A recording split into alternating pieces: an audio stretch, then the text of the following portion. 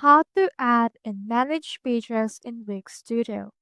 So in order to do this, just head over there with editor on Wix and click onto this icon right here, which is our pages icon.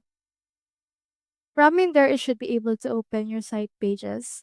So if you want to add the new page, click onto this add new page option and then choose between page or standard as well as dynamic and custom member page. From in there, click onto this add option that you want and then it will just load for a few seconds for the page to be added. So here is the new page right here.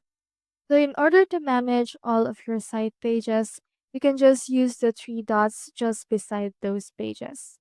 Like for example, let's rename this page first. You can name it as landing page.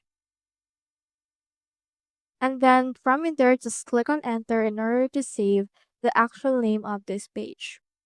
Once it's been saved, you can see in here these three dots right there. Click on that and it will show you in here the settings for it. Click onto the settings in order to manage it. You can duplicate it, edit it, change the permissions, SEO basics, as well as advanced SEO and the likes.